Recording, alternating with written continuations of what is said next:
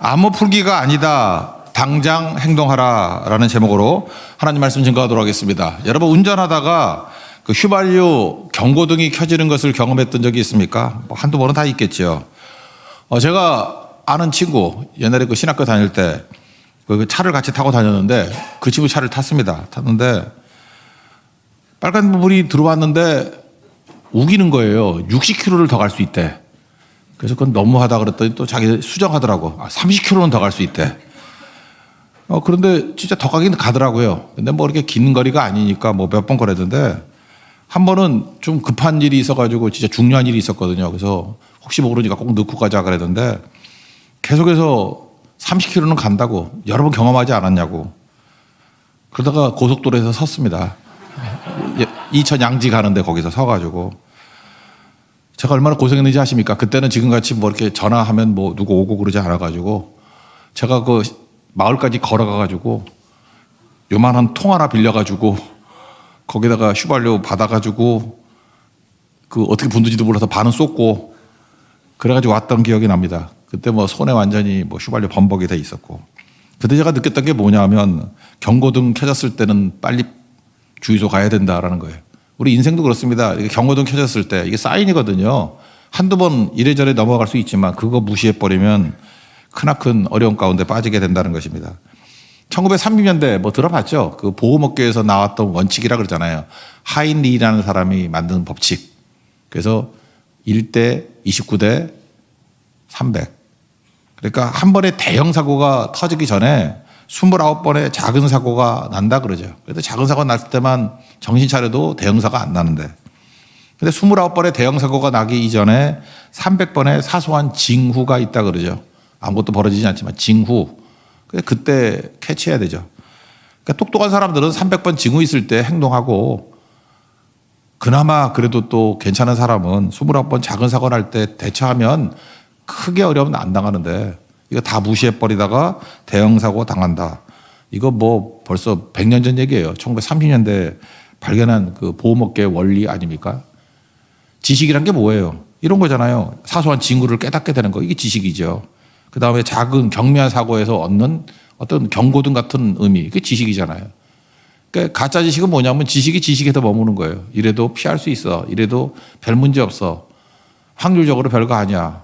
그건 엉터리 지식이고 가짜 지식이고 진짜 지식이라 그러면은 당장 행동하는 모습으로 가야 된다는 것입니다. 오늘 벨사살 왕인데 뭐 이 사람이 어떤 사람인지 설명은 그냥 다 생략해 버릴게요. 바벨론의 마지막 왕입니다. 마지막 왕인데 벽에 글씨 보다가 그날 밤에 죽어요. 마지막 그 30절 31절 보세요. 죽고 페르시아 메대하고 파사 연합군이 그 점령해서 나라 망합니다. 바벨론에 멸망하는 마지막 황제예요. 근데 여기서 마지막에 뭐 하고 있죠? 귀족 1000명을 초대해가지고 잔치를 벌이고 있습니다. 그때 객기 부리죠. 그 이스라엘의 하나님이 뭐 높다 그러니까 그거 알고 있었거든요. 근데 그거 무시하려고 성전 그릇 갖고 와라. 거기서 술 퍼마시고 하나님을 모독하는 일이 벌어지게 되었다는 것입니다. 이때는 어떤 일이 벌어지냐면 벨사살은 정식 왕이 아니라 섭정 왕이었어요. 그러니까 아버지는 전쟁터에서 페르시아 군대하고 전쟁을 벌입니다. 원래 그 역사에서 나오는 그 전쟁은 고레스거든요. 사이러스하고 전쟁을 했는데 오늘 성경 마지막에는 다리오라고 나오죠. 그래서 이것만 설명해 줄게요. 그냥 고레스하고 다리오를 동일 인물로 보는 사람들이 많아요. 저도 그런 견해 중에 하나거든요. 다리오는 페르시아의 왕들에게 붙이는 이름일 수도 있다. 이렇게 보는 거예요. 그래서 뭐 역사적으로 뻔한 얘기인데 왜 고레스가 아니고 다리오냐. 그래서 다리오는 애굽의 왕을 파라오라고 부르듯이 그렇게 부르는 이름이다라고 하는 견해가 있습니다. 저도 그렇게 봅니다. 그런 의미에서 지금 아버지는 전쟁터에 나갔어요. 자기는 섭정왕이니까 수도를 지키고 있습니다. 그래서 이걸 알 수 있는 내용이 뭐죠? 다니엘한테 뭐 이거 글씨 해석해 주면은 셋째 칠이자로 삼겠다. 그런 얘기가 나오죠. 왜 두 번째는 두 번째지 왜 세 번째예요? 아버지가 1번, 자기가 2번, 자기 다음에 세 번째 칠이자를 삼겠다. 이해가 되시죠? 그런 상황입니다. 나라 망하기 직전 상황이라는 것입니다. 그런데 1000명 불러다 놓고 잔치를 벌여요. 이거 해석이 이렇습니다. 국가 멸망 위기에 놓인 거 벨사살도 알고 있습니다. 너무 불안해서 이런 행동했다. 지금도 그래요. 이게 너무 불안한 사람들이요. 망하기 직전에 흥청망청하는 경우 있습니다. 오히려 하나님 앞에 나와서 예배드리지 않고 엉뚱한 데 가 있는 경우 있어요. 여러분 망하기 직전에 사람들 클럽 가서 놀 수 있어요. 나 그거 이해돼요. 백화점 가서 쇼핑할 수 있습니다. 너 지금 그렇게 한가할 때냐? 아니에요. 너무 불안해서 그러는 거예요. 이게 망하는 거거든요. 또 하나는 위장하기 위해서 그렇다는 거예요. 나라가 위기에 처했다는 것을 민심을 얻기 위해서 위장하기 위해서 큰 잔치 벌이니까 문제없다 문제없다. 대국으로 망할 때 그랬죠. 세계 경영 그래가지고 연일 막 광고 때리고 막 그래서 망하기는 뭐 저거 다 일어설 것 같아. 그렇게 6개월 동안 광고 세계 경영 그러다가 망했잖아요. 그죠? 꼭 그런 느낌이 있잖아요. 그래서 너무 뭐 잘 되는 것 같이 보이고 뻐기고 그럴 때 저거 위장하기 위해서 저럴 수도 있다. 벨사달 통해서 알 수 있는 거예요. 그게 지식이죠. 그게 진짜 지식. 그리고 세 번째는 그냥 말 그대로입니다. 자포자기해서 그냥 노세 마지막에 노세 뭐 이러면서 쾌락을 즐겼다. 그런 결례도 있다는 것입니다. 뭐가 됐든 간에 경고등 울렸을 때 이렇게 행동하는 건 아니죠. 하나님을 알고 있었거든요. 우리 같으면 크리스찬 같으면 뭐래. 빨리 엎드리고 경고등 들었을 때 빨리 하나님 앞에 나와서 행동할 줄 알아야 된다는 것입니다. 하여튼 우여곡절 끝에 다니엘 불러다가 해석하게 만들었습니다. 그랬더니 일단 글자는 자음만 쓰잖아요. 히브리어는 메네 데겔 우바르신. 근데 실제로는 2장부터 7장까지는 아람어로 기록돼 있다고 돼 있어요. 아람어로 돼 있거든요. 아람어로 메네 데겔 우바르신. 간단히 설명하면 이거예요. 메네는 영어로 하면은 numbered 세다라는 뜻이에요. numbered 메네 두 번 했고 numbered 세다 영어로 하는 게 안 헷갈리더라고. 그다음에 데겔은 뭐냐 하면은 저울의 재다 weighed 그죠? 무게재다 weighed.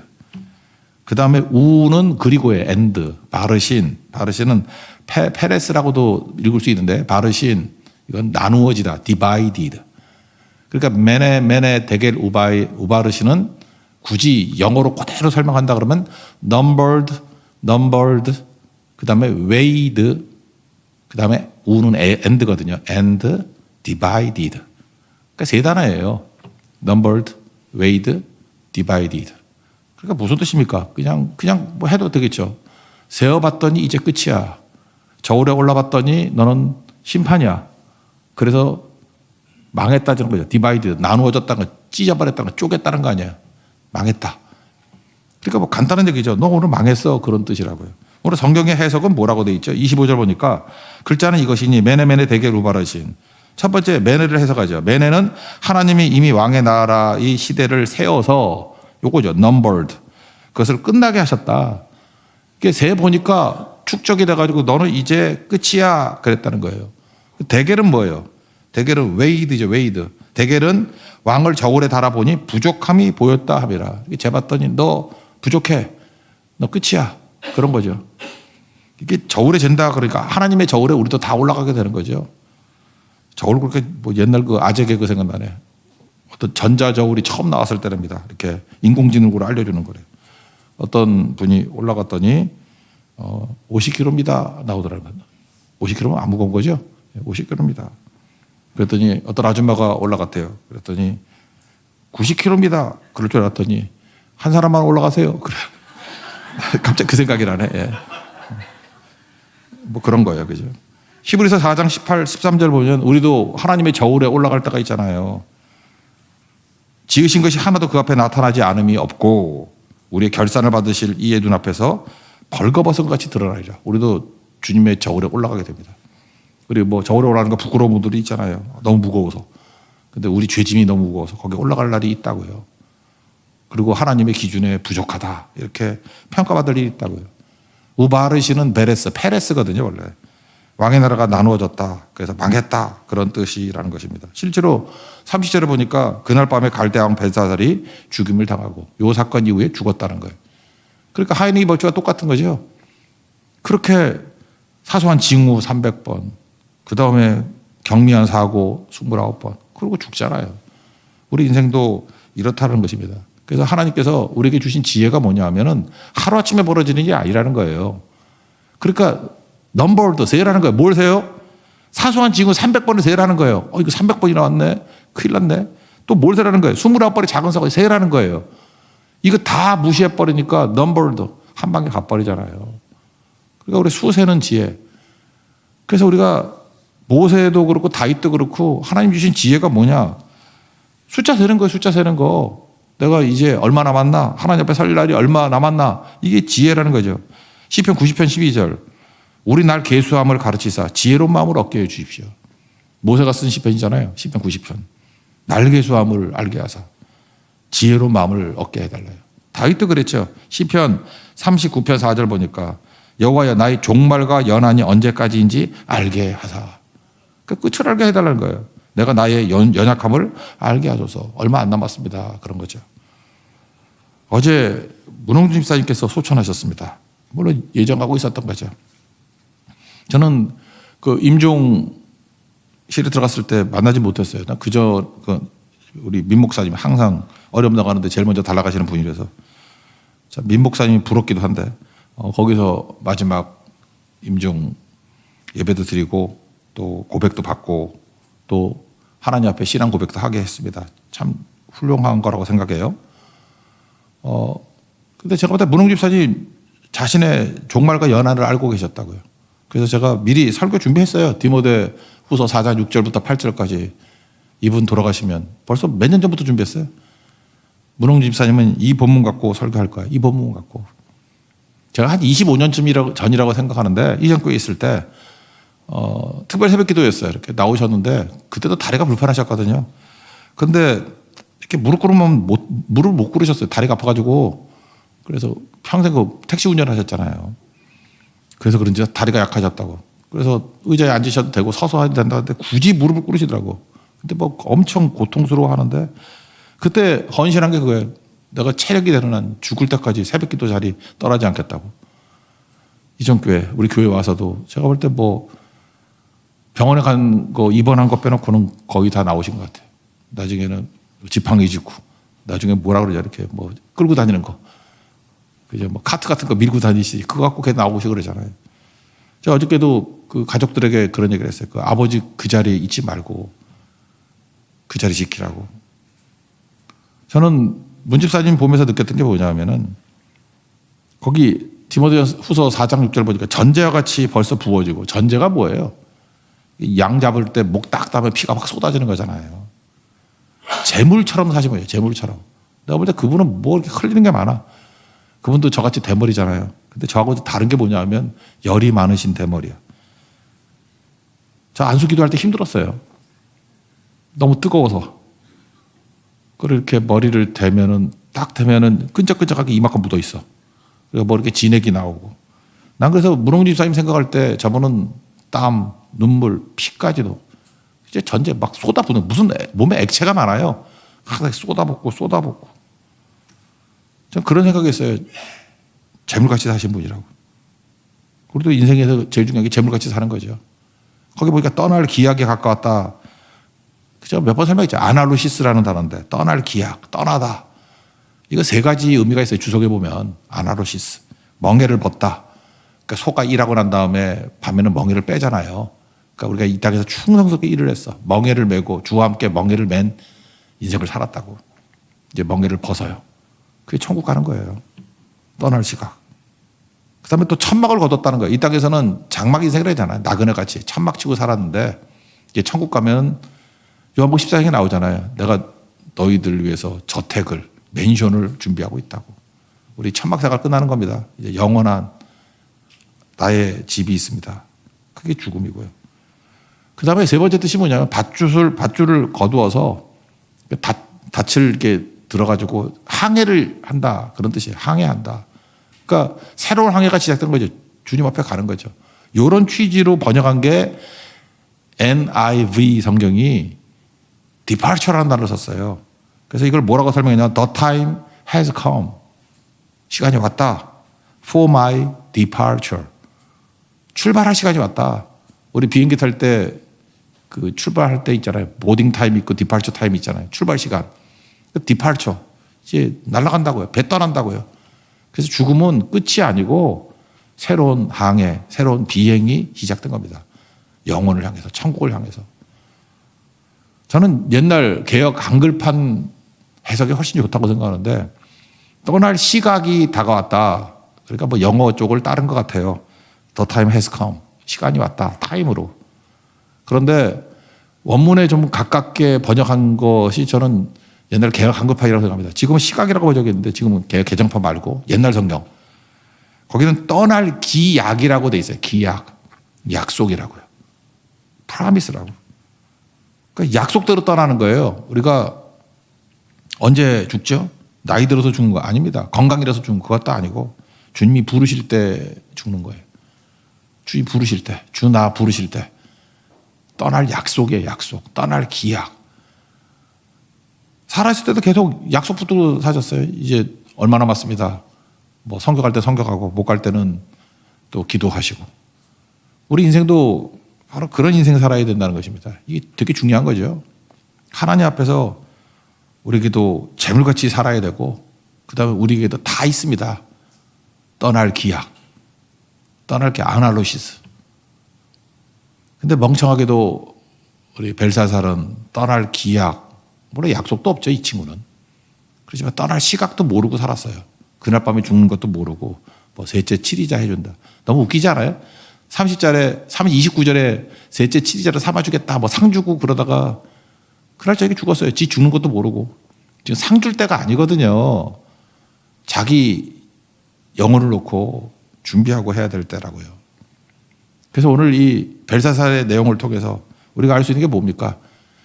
다니엘이 풀어준 암호 풀기, 암호 풀어서 지식을 얻었다. 그게 핵심이 아니죠. 그 지식을 통해서 해야 될 일이 무엇입니까? 열심히 살았다, 발부두셨다 그게 아니고 속히 하나님 앞에서 행동하는 곳으로 나와야 된다는 거예요. 예배의 자리에 나오고 기도의 자리에 나오고 미루지 마세요. 선교 현장을 가고 여러분 이제 제주선교 간다 그러는데 뭐 다음에 갈 수 있을 것 같이 보이고 그러죠. 뭐 여러 가지 형편이 어려워서 뭐 힘들다 그러고. 근데 묘한 게 뭐냐면 힘들어서 못 간다 그러면 계속 힘든 게 와요. 대만도 힘들 거고 뭐 말레이시아도 힘들 거고 쉬운 일이 있어요. 마귀가 살아있는데 시퍼렇게 살아있는데 우리를 혼미케 하는 영인데 정신도 혼미케 하지만 상황도 혼미하게 만든다고. 시험을 부르는 인생이야. 그래서 다 끌어버리고 가보세요. 그러면 하나님이 도와주시잖아요. 그럼 길 열어주시죠. 막아주시고 보호해 주시고 힘 주시고 감당할 능력 주시고 두려움을 통해서 있던 문제들 다 해결해 주시고 그래서 사명의 제방을 쌓아야 된다니까요. 그러면 악한 마귀의 물결이 우리를 건들지 못한다는 것입니다. 여러분 우리가 아무리 열심히 살고 아무리 잘 살고 결단하고 살아봐야 어저께 그 찬송했던 게 493장 하늘 가는 밝은 길이 그거 잘 안 부르거든요. 장례식장에서. 왜냐하면 너무 높아서. 근데 어저께 제가 정말 감사해서 제가 첫음을 너무 잘 잡았어. 그래서 아주 자연스럽게 부를 수 있어서 감사합니다, 주님. 3절 후반부에 이런 거 나오죠. 나는 부족하여도 영접하실 터이니. 여러분 아무리 잘 살아도 우리는 허물이 있습니다. 부족함이 있습니다. 부족한데도 나를 영접한다는 확신이 어디 있어요? 예수님이 나의 구원자가 되시기 때문에. 그러므로 지식이란 건 뭐냐면 나는 파산한 존재고 매네매네 대개를 우발하신 그건 우리에게도 똑같은 얘기예요. 넘버드 세봐라 넌 끝이다. 웨이드 무게 올라가봐라. 하나님 저울에서 다 부족하지 남는 사람이 어디 있냐. 저울에 올라갔더니 부족하다 그러잖아요. 우리 인생은 디바이디드 우바르시 망했어요. 지옥이라고. 아무리 잘 살아도 아무리 선하게 살아도 열심히 살아도 벨사살의 운명이 우리 운명입니다. 그런데 우린 그렇지 않고 절망하지 않잖아요. 뭐가 있기 때문에? 메시아가 계시니까 그리스도가 계시니까 예수님이 계시니까. 그래서 우리가 행동해야 될 것들이 뭐냐 하면 우리 운명이 매네매네 대개를 우바르시니까 어찌합니까 하면서 우리가 붙들을 게 뭐예요? 예수님 붙들어야죠. 예수님. 그래서 이게 소망이라는 것입니다. 오늘 이 메시지가 이거예요. 우리는 벨사살이 아니다가 메시지예요. 우리에게는 소망이 있다. 그러니까 뭘 해도 안 되는 인생이 아니라 우리에게는 예수님이 있다. 그래서 오늘 끝나고 난 다음에 그래서 예수 찬양할 거거든요. 세상의 성공 추구하죠. 내 삶의 신이 돼서. 근데 세상의 성공이 내 신이 돼서 뛰면은 나타나는 현상이 뭐예요? 내 삶에 절망을 주고 내 마음의 욕심이 내 삶의 신일 때 욕심 따라 성공 따라 삶이 고단해져요. 그래서 예수님을 이 땅에 보내주셨습니다. 저주 아래 있는 우리를 살리려고 나무에 달리셨습니다. 그 십자가에 달리신 예수님을 믿고 바라보고 붙들면 살아납니다. 그게 오늘 메시지예요. 여기서 참된 지식은 무엇입니까? 우리의 절망적인 상황, 메네메네 대게를 우바르시니라 뜻을 알고 우리 절규해야 돼요. 우리 어찌 삽니까? 그리고 곧장 그 하나의 지식을 붙들고 그래서 예수님 붙들어야 된다. 그래서 예수님입니다. 그게 우리의 생명의 능력이라는 것입니다. 하버드 비즈니스 리뷰 제가 거의 10년 넘게 그 구독했는데 저 대학 졸업하면서 10년도 더 했네. 한 20년 했던 것 같다. 그 하버드 비즈니스 리뷰 대학교 졸업하면서 하여튼 목사 한 중반까지 계속 구독했던 것 같아요. 근데 그거 진짜 좋아했던 저널인데 거기서 조사했던 내용이라 그러잖아요. 성공한 사람과 실패한 사람, 그러니까 하버드 MBA 졸업한 사람들에게 분석을 했대. 분석을 했더니 성공한 사람과 실패한 사람의 독서의 차이점이 있더라는 거예요. 성공한 사람은 독서를 하는데 여러분 희망이 될지도 모르겠는데 책을 끝까지 보지 않는데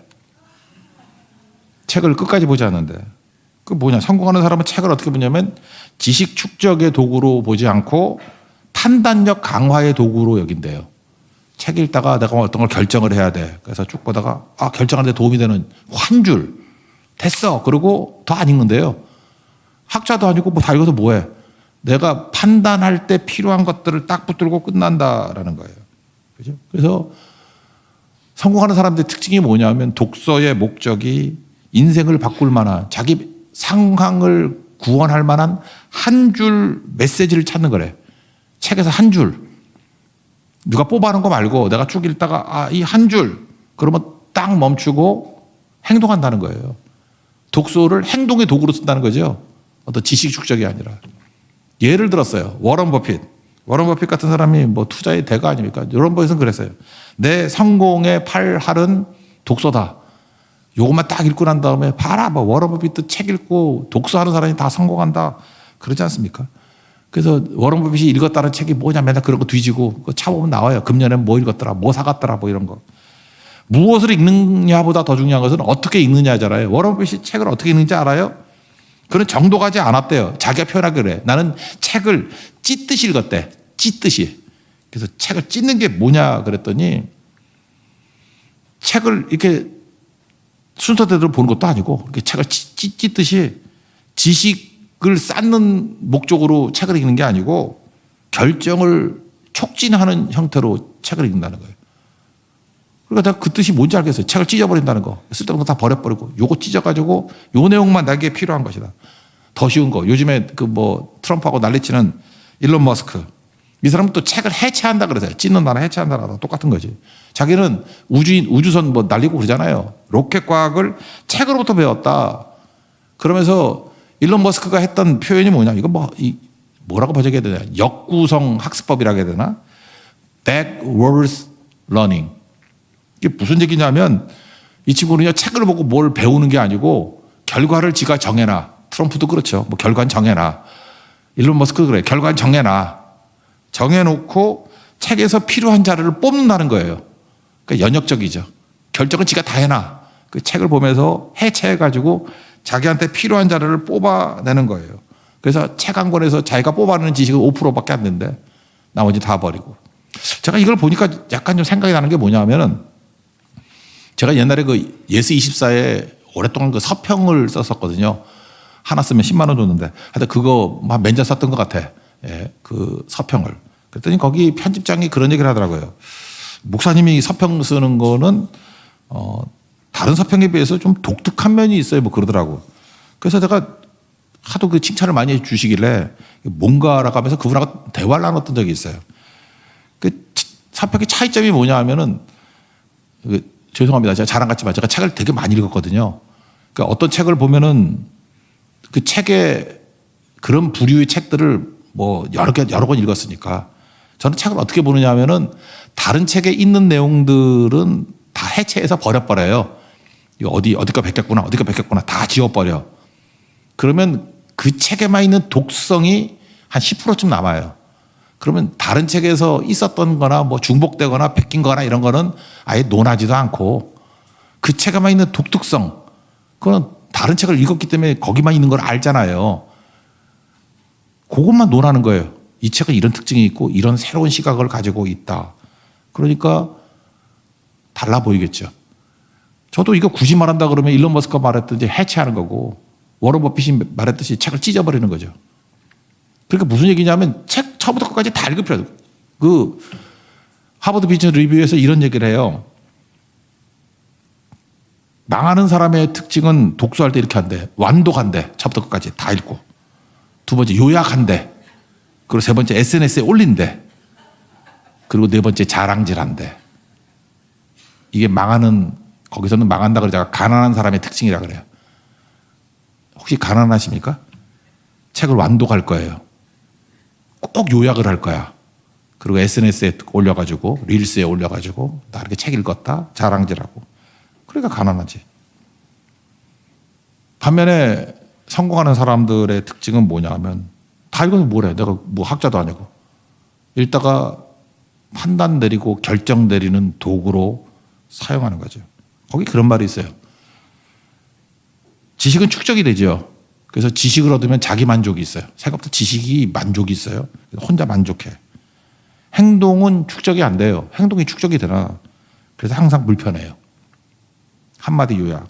지식은 편안함을 주고 행동은 불편함을 준다. 그래서 불편하게 살라 그러죠. 불편하게 사는 사람의 특징은 뭐냐면 막 행동해. 근데 늙어가지고 편안하게 살고자 하는 사람은 지식만 추구해. 맨날 뭐 주워 들은 지식은 있고 뭐 읽었다 그러고 맨날 자랑질하고. 근데 행동은 안 해. 벨사살이에요. 오늘도 이 말씀이 이거예요. 우리가 창세부터 요한계시까지 우리는 다 강해했잖아요. 제가 지금 말하는 게 뭐냐면 진짜와 가짜를 통해서 행동하는 지식을 갖자는 게 그게 진짜 지식이라고. 오늘도 다 필요 없습니다. 한 줄 붙들면 돼. 한 줄. 뭐 해야 되겠지? 한 줄. Just do it. 행동하라는 거예요. 벨사를 같이 알기만 하고 상 주고 자랑질하고 그날 죽었어요. 우리 같이 매네매네 대결 우발하신 넘버드 세 보니까 너 이제 끝이야. 빨리 그걸 알고 모세같이 다윗같이 하나님이 저울에 올라갔더니 웨이드 부족함이 있었어요. 그래서 우린 디바이디드 지옥 간다는 얘기거든. 그러니까 우리가 빨리 해야 될 일이 무엇입니까? 우편 강도같이 예수님 나를 불쌍히 여겨 주십시오. 예수님 천국에 갈 때 나를 기억해 주세요. 오늘날 네가 나와 나골에 있으리라. 그게 뭐예요? 그게 진짜 지식이라는 거예요. 예수님이 메시아인 걸 알았으면 구원을 요청하고 내가 해야 될 행동해야 돼. 행동. 내가 어떻게 하면은 방구석에 처박혀가지고 우울증에 빠져있지 않고 뛰쳐나올 수 있나? 알았으면 행동해야죠. 지식은 편안해요. 혼자 앉아가지고 유튜브 보면서 뭐 이거다 저거다 편안해. 근데 망할 짓이에요. 그 벨사살이에요. 행동은 축적도 안 되고 불편해요. 몸이 움직여야 되는 거니까. 그리고 불편한 사람 만나야 되잖아. 자꾸만. 괴로워요. 힘들어요. 꼼짝도 하기 싫어. 그럼 벨사살이에요. 뛰쳐나오면 다니엘이고. 하나님 앞에서 보면 진짜 지식은 행동이라는 거 잊지 말고 주님께서 우리에게 경고하시고 이제 하나님의 저울대 앞에 서게 되고 우리는 절망이다 그럴 때 예수 붙들 수 있는 하나님의 거룩한 종 되기를 축원합니다. 자리에서 일어나겠습니다. 그래서 예수 찬양하겠습니다.